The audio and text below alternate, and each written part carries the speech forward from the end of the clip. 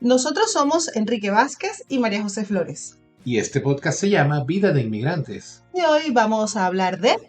Si Venezuela es lo mejor, es lo más espectacular, lo más maravilloso que hay en el planeta, ¿por qué no estás allá? Es curioso que siempre nos hemos hecho esta pregunta, nos planteamos constantemente, ¿por qué especialmente personas que tienen mucho tiempo viviendo fuera de Venezuela se empeñan en seguir comparando esos países a los que han emigrado con Venezuela, siempre para decir que Venezuela era mejor en todo?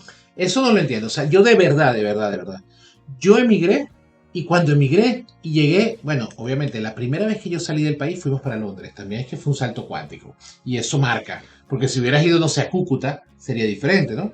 Pero de verdad que yo emigré y yo me conseguí con que prácticamente todo, funcionamiento de la sociedad, de los servicios públicos, de la policía, de la administración pública, de todo era mejor que en Venezuela, según mi experiencia en Venezuela. Pero yo no me canso de ver gente, de hecho, hace un par de noches estaba conversando en un grupo de WhatsApp en el que estoy con una persona que emigró en 2012 y todavía sigue diciendo que la normativa laboral en Venezuela era mejor que la de España, que en Venezuela estaban mejor, que en Venezuela se respetaban más los derechos, que en Venezuela las mujeres estaban mejor y más seguras que en España. Entonces, que en Venezuela todo era mejor. Y yo le pregunté, ajá, ¿y por qué te fuiste? Me cambió la conversación. Perdón, ¿por qué no estás allá todavía? Me cambió la conversación. O sea, no lo entiendo. Explícame, María José. Yo sí creo que en su mejor momento, en Venezuela había cosas muy rescatables, o había instituciones, había formas de hacer las cosas que de hecho fueron ejemplo para muchas otras sociedades en el mundo. Pero también pienso que no se debe confundir la emoción o el sentimiento o el respeto o la admiración que algunas cosas a nivel personal te pueden generar con una situación puntual o con una situación estructural en la que se encuentra un país. Por ejemplo, tú hablabas de cuando hicimos ese viaje a Londres y volvimos, y entonces, por ejemplo, a mí me pasaba mucho con la sensación de inseguridad. Cuando a mí me preguntan por qué yo emigré de Venezuela, hay muchas razones, pero la primera que menciono siempre es la inseguridad, ¿no? Ese temor de salir a la calle con un móvil, ese temor de usar el transporte público, ese temor de caminar por una calle oscura o de estar en la noche en la calle. Para mí eso era algo que afectaba demasiado mi calidad de vida, y haberlo conseguido, gracias a Dios, aquí en España jamás va a ser, o sea, yo sería incapaz de decir que en Venezuela yo me sentía más segura, por más amor, por más arraigo, por más que yo extrañe a mi país, es algo que objetivamente yo tengo que saber que no es así. Eso es también como los que llegan aquí y para ellos todos los médicos venezolanos eran mejor porque los médicos españoles no sirven. Que allá en Venezuela todo era mejor, pero ellos están yendo a la sanidad pública. Tú estás yendo aquí en España a la sanidad pública. Y entonces me responden con, no, pero es que aquí hay un derecho a la sanidad pública gratuita para todos. Yo digo, pero es que ya va, en Venezuela también. Es más, en España la sanidad pública no es universal, es para los que tienen derechos según la ley, que no son todos. Hay gente en ciertos estatus migratorios que no tiene derecho a la sanidad pública. En Venezuela sí hay una sanidad pública universal, porque cualquiera puede ir a un hospital público y lo van a atender y le van a hacer sin preguntarle nada. Entonces en Venezuela sí hay una sanidad pública de verdad universal, más universal que la española. Pero ellos llegan aquí y te comparan la sanidad pública española con su médico privado en Venezuela, al que tenían que llegar a las 6 de la mañana para que el médico lo atendiera a las 2 de la tarde y después tenían que pagar la consulta, porque la consulta no era gratis. También es verdad, por ejemplo, en lo que tiene que ver con el transporte público.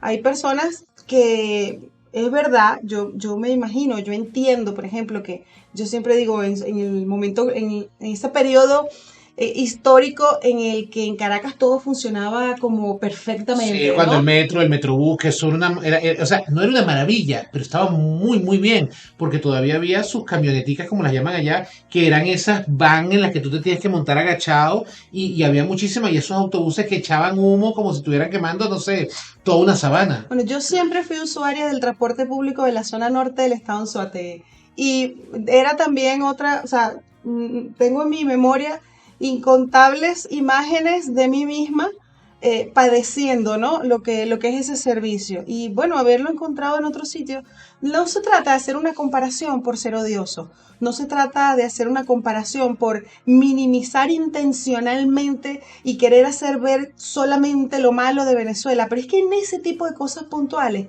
quizás haya que ser un poco más objetivo, lo que te comentaba antes, el tema de los derechos laborales. Vamos a ver, la legislación española es de las más proteccionistas, es la palabra, corrígeme. Sí, la legislación laboral española es una de las que brinda más derechos a los trabajadores, pero hay que reconocer si es verdad que la legislación laboral venezolana en algún momento fue tan exageradamente protectora con los trabajadores que hizo que las empresas quebraran. Así de simple. Se llevó por el medio las empresas entre la crisis. Una legislación que dejaba ojo, la de aquí es muy dura con el empresario. Sí es verdad que la legislación laboral española es muy dura con el empresario, pero la de Venezuela era peor. Pero el problema es la gente que dice, por ejemplo, cosas como si un trabajador se enferma, que yo lo he visto en venezolanos que huyeron del socialismo, pero dicen, si un trabajador se enferma, ¿cómo no va a seguirle pagando el empresario, el empleador? El empleador tiene que seguirle pagando su sueldo mientras el trabajador está enfermo. Y yo decía, pero qué barbaridad es esa. O sea, tú vas a llevar a la ruina. ¿Cómo un empresario no va a tener para pagarle a un trabajador? En Venezuela quizás tendrá, porque en Venezuela no les pagan nada. Pero yo quiero ver aquí cómo haces tú con un negocito, con un bar donde tienes un empleado. Si el empleado se enferma, ¿cómo tú vas a seguirle pagando el sueldo? Y encima, yo sé que aquí en España el sueldo lo paga la mutua. Yo lo sé, estoy hablando de esa persona que se molesta porque aquí le dan un 75%, en un 60% los primeros 20 días y de ahí en adelante un 75% del sueldo le paga la mutua. Pero no, esa persona quiere que se lo pague el empresario. ¿Y si es un dueño de un bar? Es que también existe la visión de que el empresario es ese multimillonario con muchas plantas de producción y muchísimo dinero que tiene. Es el señor Burns. El concepto que tenemos de empresario es el señor Burns. Sí, porque no es Lorenzo Mendoza, pero Lorenzo Mendoza es un ser de luz. Sí, es un ser de luz. El señor Burns que puede, ¿no? Que puede asumir ese costo.